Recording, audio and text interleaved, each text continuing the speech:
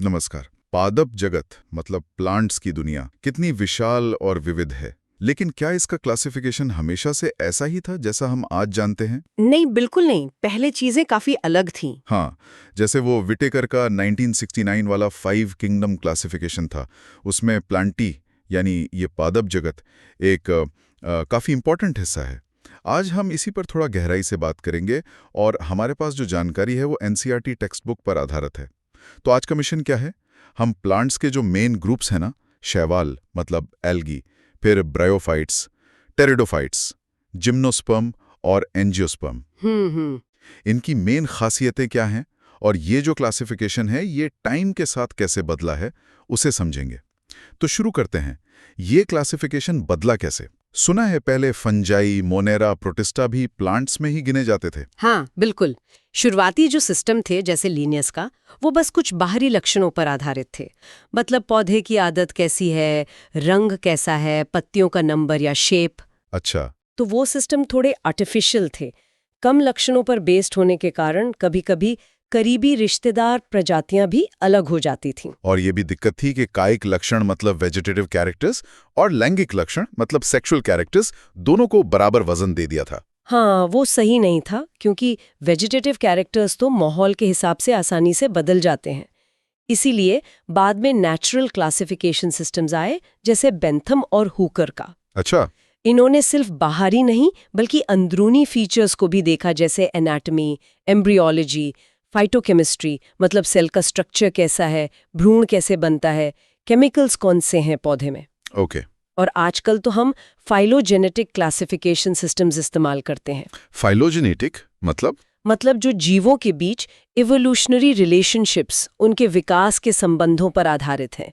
ये माना जाता है कि एक टैक्सा के सारे सदस्य एक ही पूर्वज से आए हैं। समझ गया। और अब तो न्यूमेरिकल टेक्सोनोमी, साइटोटेक्सोनोमी, कीमोटेक्सोनोमी जैसी नई टेक्निक्स भी मदद करती हैं, खासकर तब जब हमें फॉसिल एविडेंस मतलब पुराने जीवाश्म नहीं मिलते। चलिए तो फिर पहले ग्रुप से शुरू करते हैं, शैवाल यानी एल्गी। हाँ, एल्गी। ये तो बहुत सिंपल होते हैं ना, क्लोरोफिल वाले, थैलॉइड मतलब जिनमें जड़, तना, पत्ती जैसा कुछ खास नहीं होता।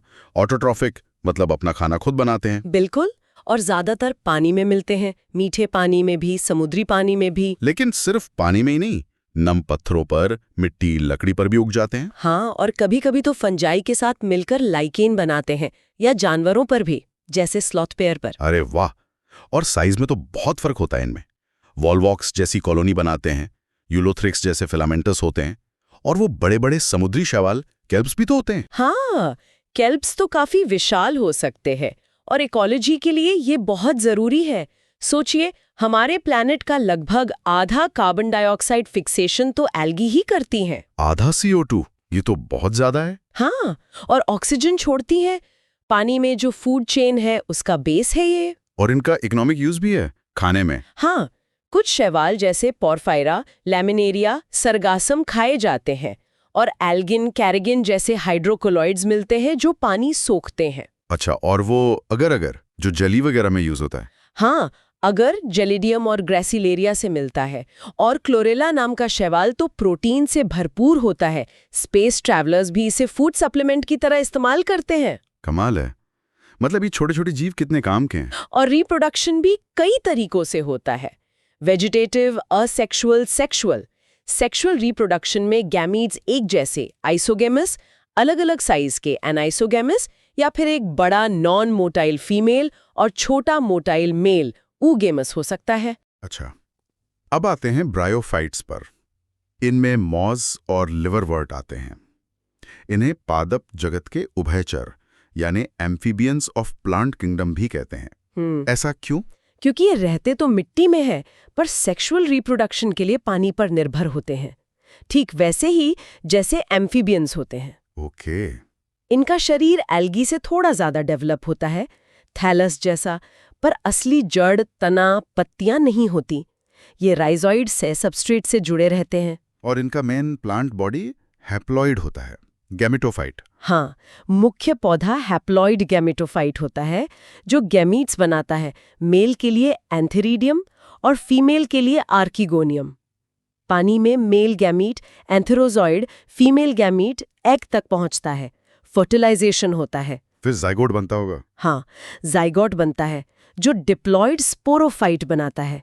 ये स्पोरोफाइट गैमेटोफाइट पर ही लगा रहता है, उसी पर डिपेंडेंट होता है। अच्छा, वो खुद अपना खाना नहीं बनाता? नहीं, वो गैमेटोफाइट से पोषण लेता है। फिर स्पोरोफाइट में मियोसिस से हैप्लॉइड स्पोर्स बनते हैं जो जर्मिनेट होके वापस गैमेटोफाइट बना देते हैं। इसे ऑल्टरनेशन ऑफ जनरेशन कहते हैं।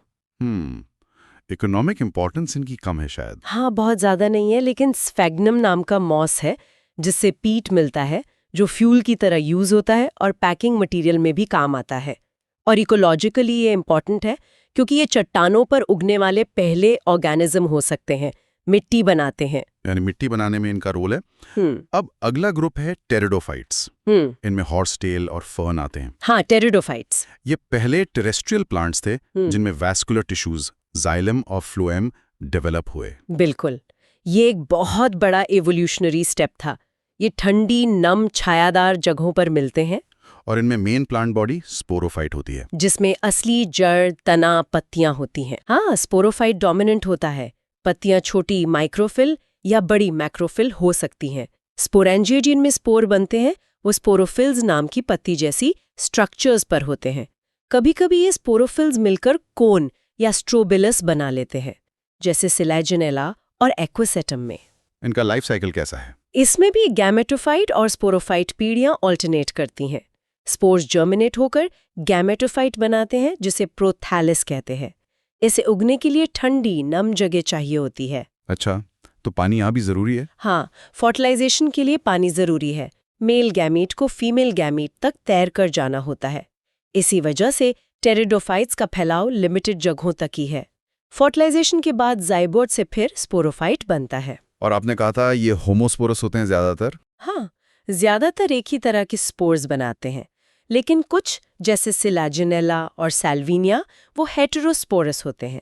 मतलब दो तरह के स्पोर्स बनाते हैं, छोटे माइक्रोस्पोर जो मेल गैमेटोफाइट बनाते हैं और बड़े मेगास्पोर जो फीमेल गैमेटोफाइट बनाते हैं। हेटेरोस्पोरी? हाँ, और ये हेटेरोस्पोरी बहुत इंपॉर्टेंट है। इसे सीड हैबिट का प्रीकर्सर, मतलब बीज बनने की आदत की शुरुआत माना जाता है। ये इवोल्यूशन में एक बहुत बड़ा कदम था। वाह, यहीं से बीज बनने की कहानी शुरू हुई। तो उसके बाद आते हैं जिम्नोस्पर्म। इनके नाम का मतलब है नेकेड सीड्स, यानी नग्न बीज। ऐसा क्यों?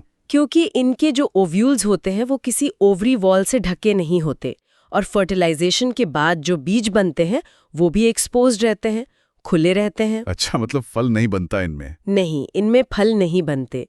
इनमें मीडियम साइज के पेड़ों से लेकर बहुत ऊंचे पेड़ जैसे वो जायंट रेडवुड, सिकोया और झाड़ियां भी शामिल हैं। सिकोया? वो तो दुनिया का सबसे ऊंचा पेड़ है शायद। हाँ, उनमें से एक है। इनकी जड़ें टैप रूट होती हैं।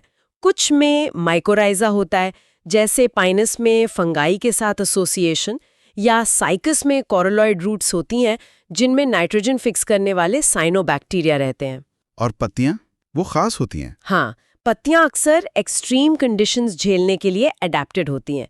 जैसे कॉनिफर्स में सुई जैसी पत्तियां होती हैं, सरफेस एरिया कम करने के लिए, मोटी क्यूटिकल होती है, और स्टोमेटा धसे हुए होते हैं ताकि पानी का लॉस कम हो। और रिप्रोडक्शन? ये हेटेरोस्पोरस होते हैं? हाँ, ये सभी हेटेरोस्पोरस होते हैं। माइक्रोस्पोर्स जो पोलन ग्रेन बनते हैं, और मेगास्पोर्स स्पोरेंजिया में बनते हैं जो स्पोरोफिल्स पर लगे होते हैं। ये स्पोरोफिल्स अक्सर मेल और फीमेल कोन्स बनाते हैं। और गैमेटोफाइट वो आजाद नहीं होता? रिड्यूस्ड होता है और स्पोरोफाइट पर ही निर्भर रहता है। पॉलिनेशन हवा से होता है। फर्टिलाइजेशन के बाद जाइगोट से एम्ब्रियो बनता है और ओव्यूल से नेकेड सीड बनता है। साइकस, स्पाइनस, जिंगोगो इसके कॉमन उदाहरण हैं। और फिर सबसे आखिर में सबसे एडवांस्ड ग्रुप एंजियोस्पर्म, यानी फ्लावरिंग प्लांट्स। ये तो हमारे चारों तरफ है। बिल्कुल, एंजियोस्पर्म। इनमें ओव्यूल्स ओवरी के अंदर सुरक्षित होते हैं और फर्टिलाइजेशन के बाद बीज फल के अंदर बनते हैं। यही इनका जिम्नोस्पर्म से मेन अंतर है? हाँ, ढके हुए बीज और फूलों का होना। ये प्लांट्स का सबसे बड़ा और सबसे विविध ग्रुप है। हर तरह के हैबिटेट में मिलते हैं, छोटे से वॉल्फिया से लेकर यूकेलिप्टस जैसे ऊंचे पेड़ों तक। और इनसे हमें बहुत कुछ मिलता है? खाना, चारा, फ्यूल, दवाइयाँ? हाँ, बहुत सारी कमर्शियली इंपॉर्टेंट चीजें। इन्हें दो मेन क्लासेस में बांटा जाता है, डाइकोटिलिडन्स द्विबीजपत्री और मोनोकोटिलिडन्स। तो अगर हम संक्षेप में देखें हमने पादप जगत के 5 मुख्य समूहों को समझा। एल्गी की सिंप्लिसिटी से शुरू होकर ब्रायोफाइट्स और टेरिडोफाइट्स में जमीन पर आने के अडेप्टेशंस, फिर जिम्नोस्पर्म में नेकेड सीड्स का बनना और आखिर में एंजियोस्पर्म में फूलों और फलों का विकास। क्या कमाल का एवोल्यूशनरी सफर है। बिल्कुल। और यहाँ एक सोचने वाली बात छोड़ जाते हैं। हमने देखा कि ब्रायोफाइट्स और टेरिडोफाइट्स जैसे जो सिंपल प्लांट्स हैं, वो रिप्रोडक्शन के लिए पानी पर बहुत ज्यादा निर्भर है। तो अब जैसे क्लाइमेट चेंज हो रहा है, पानी की उपलब्धता बदल रही है, तो इसका असर इन ग्रुप्स पर जिम्नोस्पर्म और एंजियोस्पर्म की तुलना में शायद ज्यादा गहरा पड़ सकता है, उनके डिस्ट्रीब्यूशन और सर्वाइवल पर। हाँ, ये सोचने वाली बात है कि भविष्य में इनका क्या होगा। ये पर्यावरण, विकास और भविष्य की चुनौतियों को जोड़ता है।